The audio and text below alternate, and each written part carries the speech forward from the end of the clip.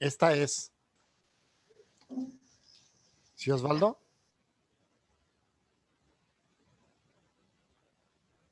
Sí, yo le tomé captura. Sí. Ok, te toca a ti, Ángeles.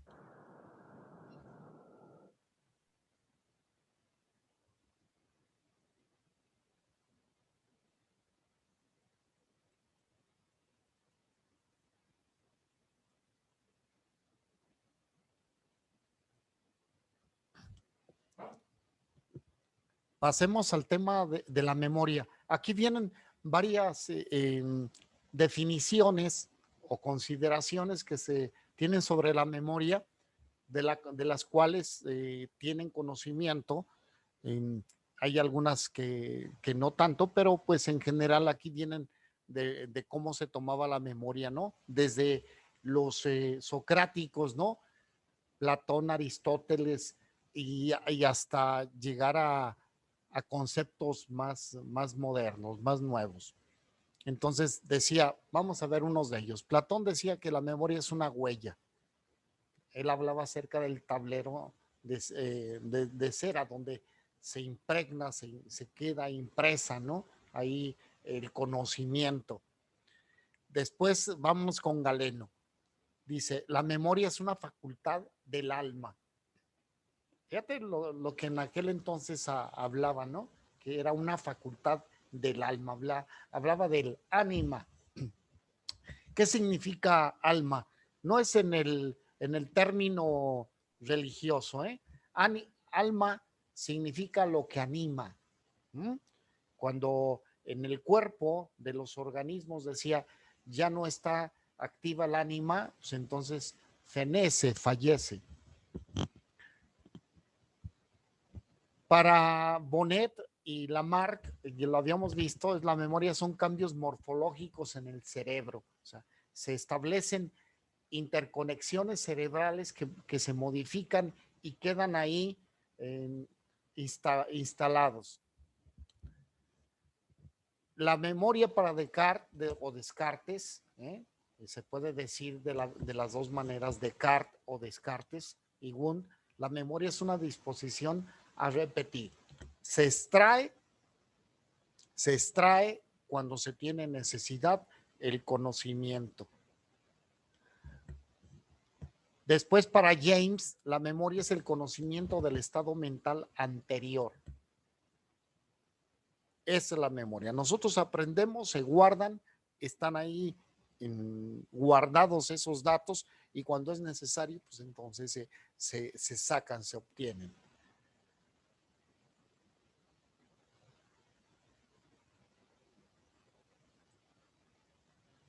Vamos a ver para Pavlov que era la memoria como aprendizaje es un condicionamiento.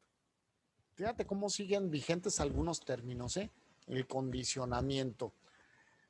Y tienen relación, algunos muy similares, únicamente lo dicen con otras palabras. Por ejemplo, para Miller, la memoria como almacenaje de información. Para Vygotsky, la memoria como forma social y consciente de la actividad psíquica humana. Tienen una tendencia hacia lo social, ¿no? Entonces, tenemos que en Vygotsky los aprendizajes próximos significan que lo que estás por aprender se enriquecen a través de lo que tú aprendiste anteriormente. La memoria es la retención o almacenaje de la información en el cerebro. Las funciones de la memoria pueden localizarse en regiones específicas, donde en el neocórtex, ¿no? Ahí se pueden ubicar en las zonas cerebrales en donde se instalan. Por ejemplo, la memoria visual, ¿en qué parte del neocórtex se almacenan, Osvaldo? ¿En dónde está la función del cerebro en relación a la visión? Los ojos son los receptores, pero ¿en dónde se conectan en la zona cerebral? ¿En qué parte?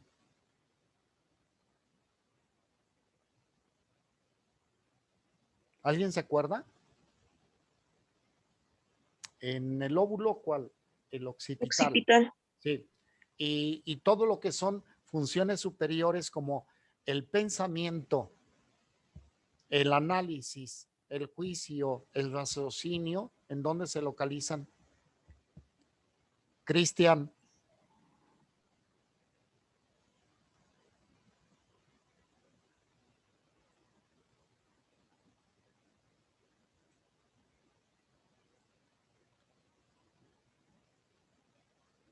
Juanita, ¿te acuerdas en qué parte del óvulo se encuentran estas funciones de las capacidades superiores?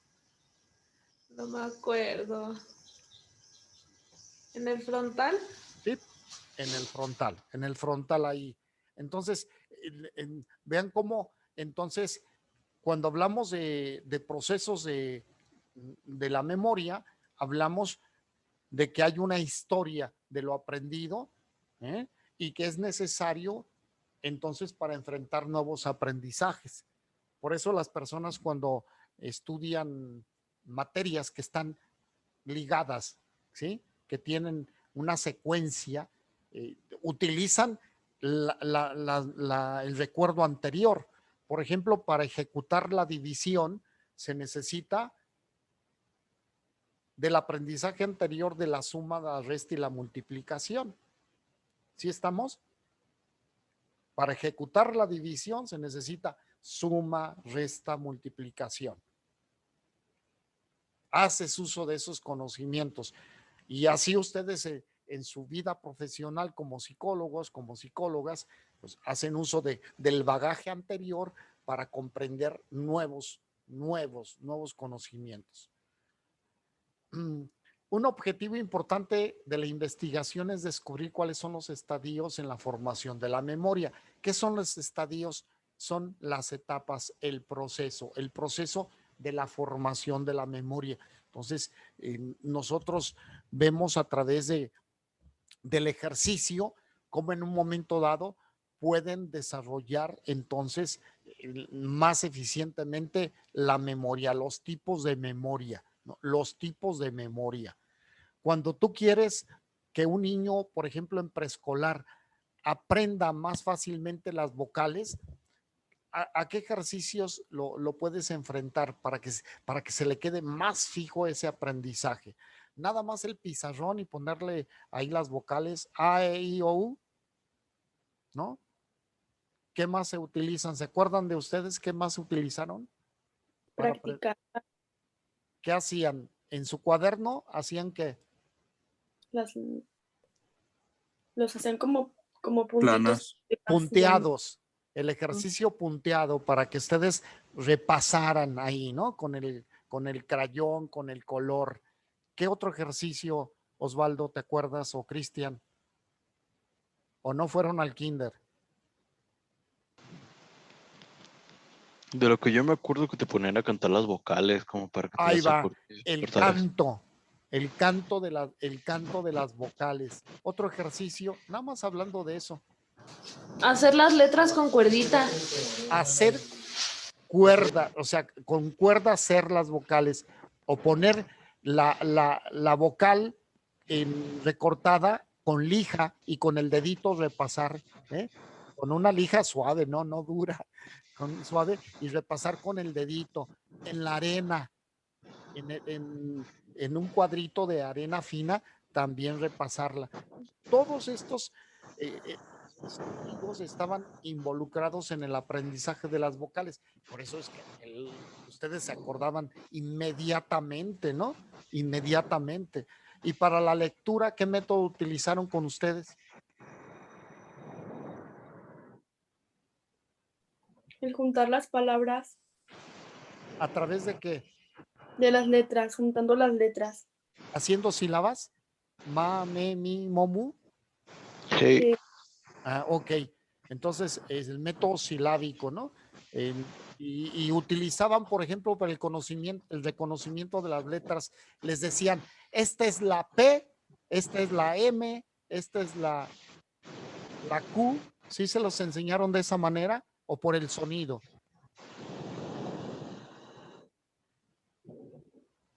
Por el nombre. Por el sonido.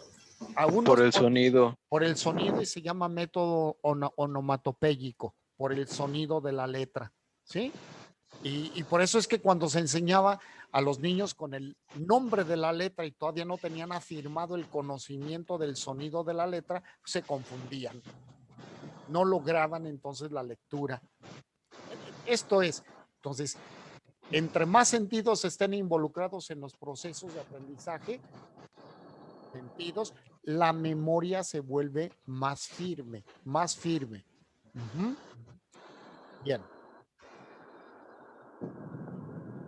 Se poseen diferentes tipos de memoria, nada más las menciono, ¿no?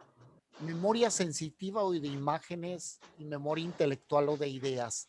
Memoria sensitiva, recordar sensaciones.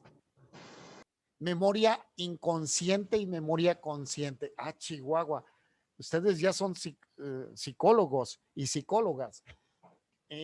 ¿Con qué trabaja el psicoanalista? ¿Con qué tipo de memoria? ¿Qué es lo que explora? ¿La memoria qué? Inconsciente. El inconsciente. El inconsciente, va muy fuerte al inconsciente y utiliza técnicas, habíamos visto, asociación de ideas, interpretación de los sueños, etcétera, para traer del inconsciente, de la memoria inconsciente al consciente. Luego tenemos memoria de fijación y memoria de evocación. ¿Cuál es la memoria de fijación? Aquella que difícilmente se quita. Por ejemplo, estoy hablando de su aprendizaje de vocales. La tienen súper fija. Pero a ver, díganme, ¿cuáles son los elementos de la tabla periódica que tienen valencia de 3?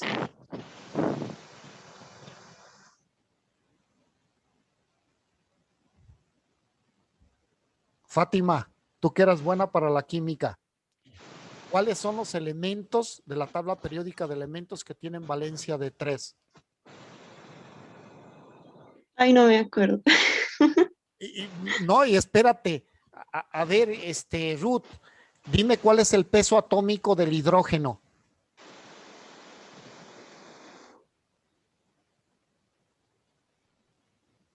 Celina, dime Ni idea. cuántos protones, electrones tiene el potasio.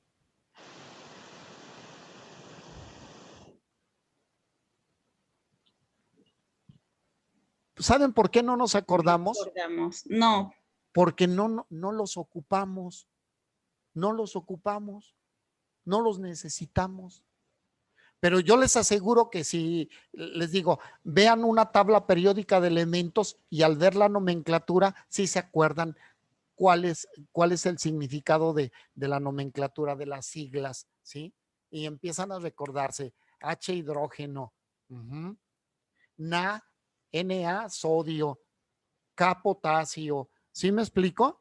Se van a acordar porque ustedes se va a evocar en su memoria un aprendizaje que ya vieron. De eso es lo que vemos. Cuando yo les digo, díganme la definición de qué es el ello. Ustedes lo tienen, pero si yo les pregunto hasta dentro de 20 años, de pronto a lo mejor van a decir, espérate, sí lo sé, pero aguántame. Entonces van a hacer un mecanismo del recuerdo para evocar y decir cuál es la definición en relación de este estrato del ello, ¿no? Y si digo el tánatos, y si digo el super yo, y si digo el mecanismo de defensa de conversión, el de desplazamiento, el de proyección, pues claro que se acuerdan, se van a acordar fácilmente, ¿no? Tenemos luego la memoria primaria y la memoria secundaria.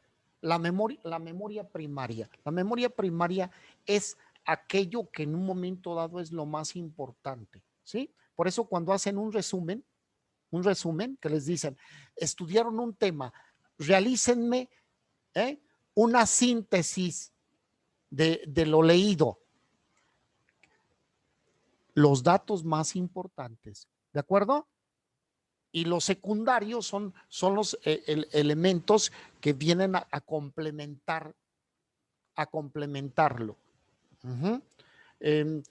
Díganme ustedes una pregunta de historia. ¿cuál fue, en síntesis, el impacto, por ejemplo, de la pandemia?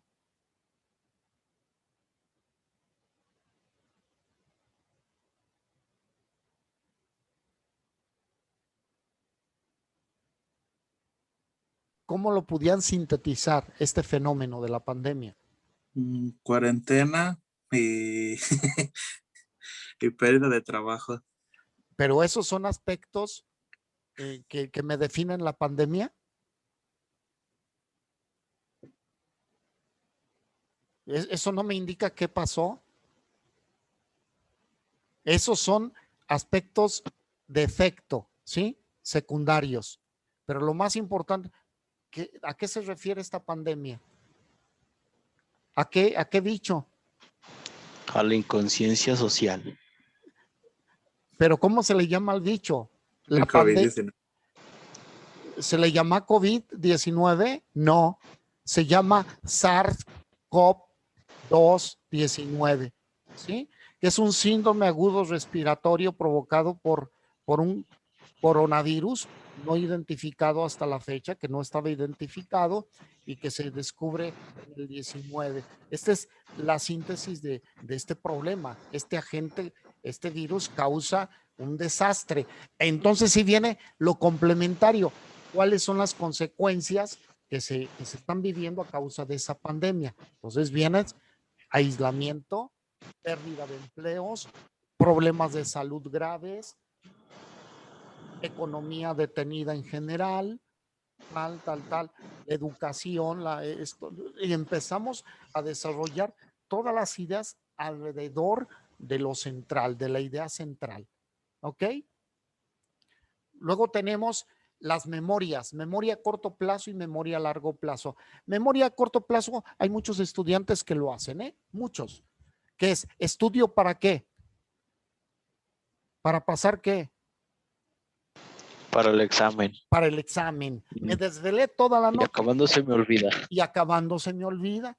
Y la memoria a largo plazo es la que se constituye como lo importante. Quiere decir que se ejercitó a lo largo del semestre, del cuatrimestre, se estuvo haciendo ese trabajo y entonces es la que perdura. Esto es lo que perdura.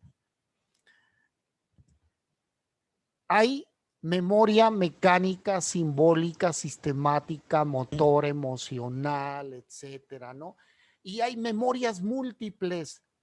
Ustedes tienen en su ejercicio de su memorístico, tienen muchas memorias, todos estos tipos de memoria. Lo que pasa es que algunos la utilizan algún tipo más que otros. Por ejemplo, un ingeniero mecánico, Anita, ¿cuáles memorias utiliza más?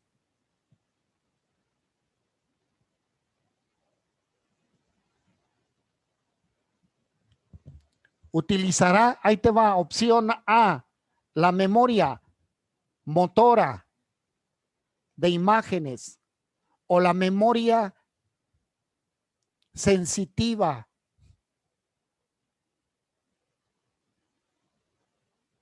La memoria de vocación. ¿Cuáles utiliza más un ingeniero mecánico?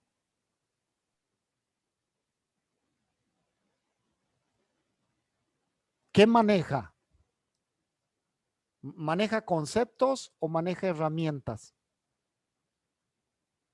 Herramientas. Herramientas. Y entonces su memoria motora es muy fuerte, más hábil. Una secretaria, su memoria es que utiliza mucho el tablero de la computadora, ¿no? Y utiliza mucha memoria motora, ¿sí? Taca, taca, taca, taca, taca. Y ustedes como psicólogos, ¿qué memorias van a utilizar como psicólogas?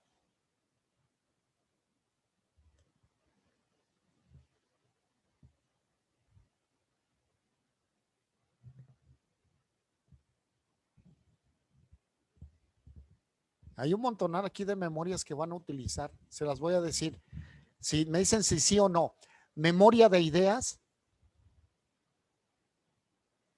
Sí. Memoria Sí. simbólica. ¿Van a interpretar símbolos? Sí. También. Memoria sistemática. ¿Van a manejar sistemas de trabajo? Sí. Sí, también. Memoria de imágenes. Sí. Cuando califiquen las pruebas, las proyectivas, pues van a tener que saber que la figura humana que representa cada una de sus partes, la cabeza, el cuello, las orejas, la vista, la nariz, la boca, el cuello, los brazos, las piernas, si está vestido, si está encuerado, si expone sus miembros, si pone más grande los pies, si le pone corbata, si tiene botones, si no, o sea, todo eso son imágenes que ustedes van a tener que recordar qué representa cada aspecto del dibujo. Si trazo fuerte, si trazo leve, si es entrecortado, ¿sí? Entrecortado su dibujo con rayitas repasadas. Si perfora la hoja, si movió, giró la hoja. Todo esto ustedes se van a tener que recordar, ¿eh? Va a ser importante su memoria a largo plazo, pues van a tener que recordar técnicas, sistemas de trabajo para poder estar atendiendo a la gente. Van a utilizar memoria de evocación, claro, con casos, con teorías. Fíjate, es bien interesante lo que van a realizar. Las fases de la memoria es la conservación, el reconocimiento, la reproducción y el olvido. Fíjate bien, yo estoy en contra de esta parte,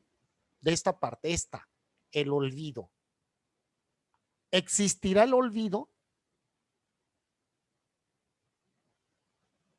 Ahorita ustedes les estaba preguntando de la tabla periódica de elementos. ¿Se les olvidó? ¿O está el recuerdo dentro de ustedes? Osvaldo. Pues no, no es que se nos haya olvidado, No sé. sino que por el momento no lo recordamos, pero ahí tenemos toda la Ahí información. está. ¿Creen que a un bebé se le olvida que no fue deseado? ¿Creen que un bebé no tiene ese recuerdo de cómo era atendido? ¿Creen ustedes se recuerdan su primer día de clases en el preescolar? ¿Sí se acuerdan o no? Sí, yo sí. ¿Sí? ¿Qué hiciste? Vagamente, pero sí. No, Vágame. no, A ver, no, ¿cómo se no llamaba me dejó entrar mi mamá, cómo se llamaba tu maestra? la maestra Flor. ¿Flor qué?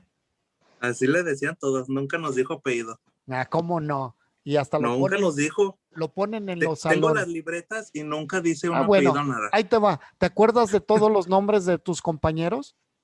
No, nada más de 3, 4. Ah, fíjate, Porque no, son con los que me juntaba. y si se hacen ejercicios de hipnosis, te recuerdas de todo esto. De todo esto. Lo que sucede es que está en una parte en el inconsciente porque no se utilizan. ¿Para qué lo queremos? ¿Para qué los queremos? Para nada, ¿sí? Entonces, nosotros tenemos la capacidad de conservar, reconocer y reproducir las informaciones. Estos son algunas explicaciones de cómo se trabaja la memoria, ¿no?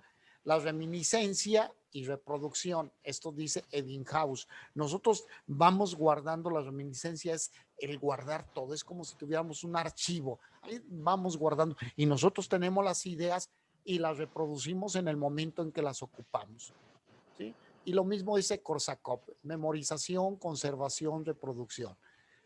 Richet, memoria de fijación y memoria de evocación, o sea, me hablan de cómo, pues, ¿qué se tiene que hacer primero? Adquirir. No puedes memorizar algo que no adquieres. Dice la frase, no se aprende lo que no se comprende.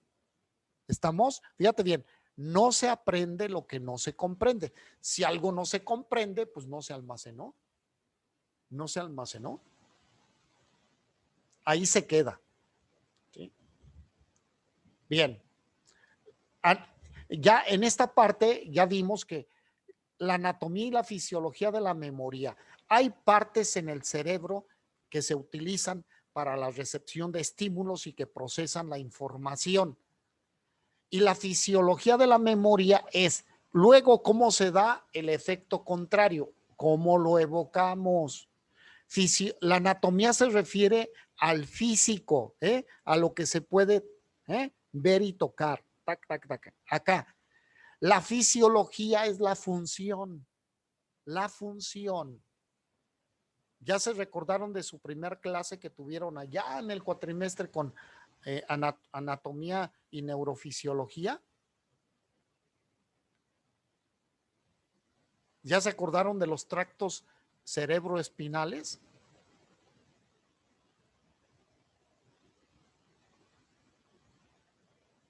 Sí se están recordando que lo vieron, ¿no? ¿Vieron cómo está formado Sí. el tracto nervioso? Que está formado Sí, por... sí estamos recordando porque nos estás preguntando, entonces Ajá, tratamos de sí, evocar esa el pasado información. Ajá. inmediato de hace un año. Entonces dicen, y la neurona, ¿y cuáles son las partes de la neurona? Y entonces hasta en imagen la podemos visualizar. Está constituido por las dendritas y forman los axones y que es un axón y que está envuelto por una mielina y que esa es una sustancia que ayuda a la transmisión del estímulo y que hay células que son especializadas para recibir informaciones, por ejemplo, para el tacto, las células de Pacini, ¿no? Que son las que captan, entonces, ahí con nuestros deditos, ¿no? Las sensaciones y mandan la información a nuestro cerebro. Ándele, todo esto es, la anatomía es la parte de la descripción de cómo está constituido físicamente. Y la fisiología es la función. Por eso ustedes estudiaron neuroanatomía y neurofisiología. Neuroanatomía para decir el cerebro cómo está formado por lóbulos, ¿no? Y que el lóbulo frontal, parietal, occipital, temporal. Y luego ese es cómo está. Y luego vieron el tálamo y vieron esto, vieron toda la estructura. Para decirlo de manera analógica, es como el hardware, ¿no? Y el software es la fisiología, ¿sí? El hardware es la máquina, ahí está la computadora, sus unidades, la pantalla, el tablero, la unidad del CPU, ¿no? Eso es, las tarjetas, ese es el hardware, esa es la anatomía. Y la fisiología es la función. ¿Para qué sirve el CPU? ¿Qué funciones tiene? La pantalla, el monitor, ¿no? El teclado. ¿Sí nos entendimos ya bien?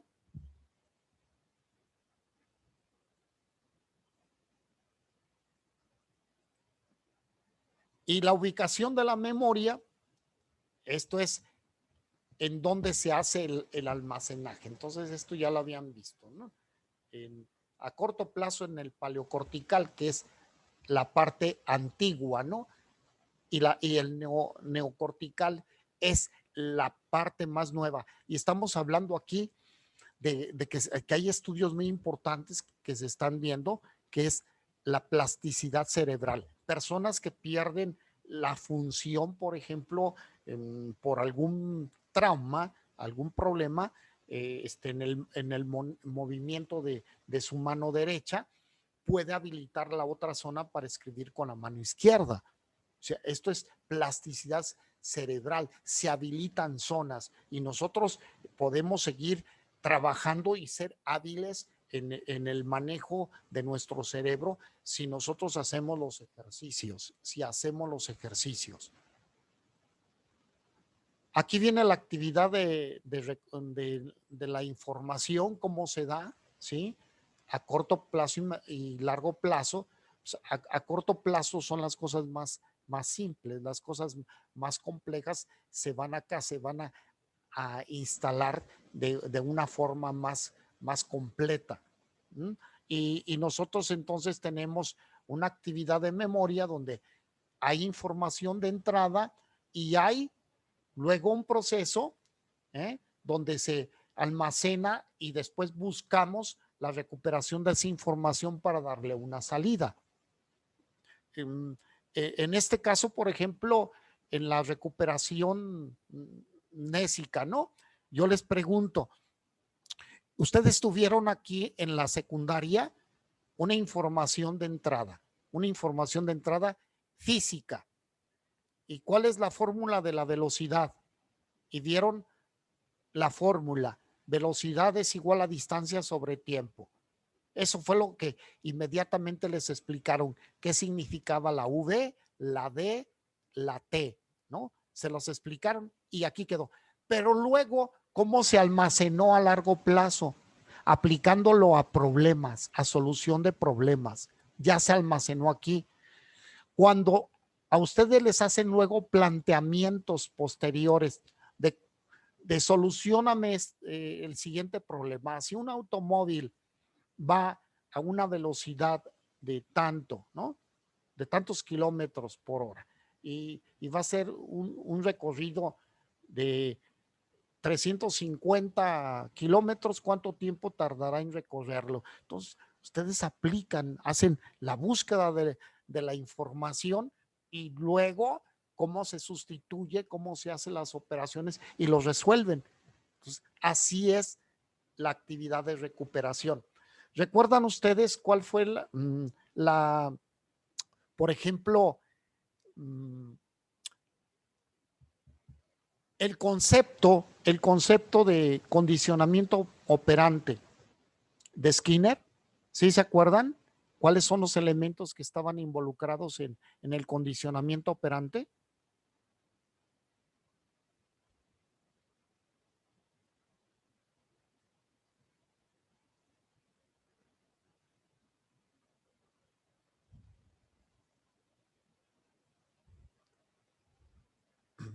¿Qué significaba la letra E?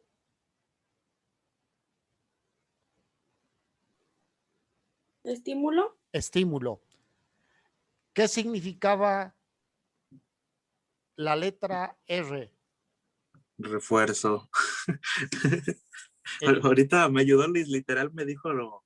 el refuerzo condicionado o incondicionado, ¿verdad? Y después la otra R, respuesta, ¿sí? La respuesta. Son letras que ya tenemos ahí y sabemos claramente cuál es la diferencia entre el condicionamiento clásico de Pavlov y el operante. Y sabemos cómo se puede aplicar el condicionamiento operante en un aula. Eso es la recuperación de la información para tener una salida. Vamos a pasar a esto, ¿eh? Nos quedan 5 minutos. Importancia del desarrollo del pensamiento. ¿Por qué llevar a las personas a pensar? ¿Para qué? Para formar juicios críticos y un pensamiento orientado a la solución de las situaciones de vida. Hay personas que se les cierra el mundo. Cuando tienen algún conflicto se les cierra el mundo y no hayan por dónde. Y eso es en todas las etapas de la vida, ¿sí? Entonces, cuando estamos desarrollando juicio crítico, se ponen en marcha una serie de mecanismos bien interesantes. Se llevan a que la persona genere acá sus ideas, su pensamiento para resolver problemas de manera efectiva, para buscar y reunir información, para evaluarla, para usar la información, para aplicarlo a sus vidas, para aplicarlo a sus trabajos, para aplicarlo a sus profesiones, para tomar decisiones de manera afectiva también. Y todo esto les enseñamos a pensar. Ustedes como psicólogos, tienen que trabajar mucho esto con la gente que atienden. La gente viene atorada, bloqueada. Y hay que buscar en dónde se está bloqueando. ¿En dónde? Para ayudarle a que se quiten esos bloqueos y pueda llevarlo aquí a la práctica, a la aplicación. Es una aplicación de vida. verán que de esto se van a acordar toda la vida, en su vida profesional. Les va a llegar gente con bloqueos y ustedes tienen que trabajar todas esas situaciones que la bloquean en su vida intelectual, en su vida afectiva, en su vida social, en su vida familiar. ¿Para qué? Pues para que puedan ser asertivos y estén bien, para que estén bien. Dicen, para llevar a cabo decisiones, pues siempre hay la decisión. Pues, existe la correcta y la incorrecta, pero yo no me voy a aventar a que tomen volados en la vida, ¿no? A ver qué cae, sino que se les enseña a utilizar sus capacidades para realizar esto. Entonces es cuando nosotros tenemos un pensamiento, no nada más afectivo, sino asertivo, pues entonces nosotros analizamos qué se ocupa y analizamos las consecuencias. O sea, ponemos en marcha todo nuestro mecanismo intelectual y nuestro pensamiento, entonces va a lograr formar ideas para poder tomar decisiones adecuadas. Ángeles, te va a tocar, te va a tocar exponer junto con Osvaldo la siguiente clase. En la exposición esta que les subo, ahí vienen los temas. ¿De acuerdo? Me los mandan a más tardar, no los presiono, me los pueden mandar el domingo. ¿Sí, Osvaldo? Nada más para checarlo. Sí. Ok. Aquí en la situación del pensamiento, nosotros vamos a trabajar mucho la voluntad y la emoción, porque la voluntad y la emoción van a envolver las situaciones del pensamiento, de la decisión y de la actuación.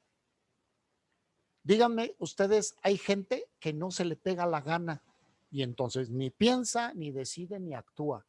O por sus emociones está bloqueado, pues ni piensa, ni decide, ni actúa. Entonces nosotros necesitamos atender rápidamente, fíjate bien, estas dos situaciones para poderlo poner en condiciones de este proceso asertivo de su pensamiento. Tenemos que trabajar su voluntad y sus emociones. Si utilizamos un ejemplo que induzca a los alumnos a darse cuenta, nosotros vamos a llevar que ellos contrasten. ¿Qué es contrastar? Ya aprendieron algo, ahora que lo apliquen a diferentes situaciones. Así, por ejemplo, en un ejercicio de contrastación, dice, los alumnos podrán desarrollar un ensayo, discutir en grupo, narrar un hecho, desarrollar un proyecto, desarrollando una perspectiva crítica. O sea, todo esto es contrastar, ya tienen una información, pues ahora lo voy a aplicar en diferentes situaciones para poderlo corroborar. Ya se va a terminar el tiempo, les subo la presentación, ahí los va a llevar de la mano y para que la chequen por favor y la analicen. Muy bien, pues. A esto quiero llegar luego, con esto vamos a iniciar una reflexión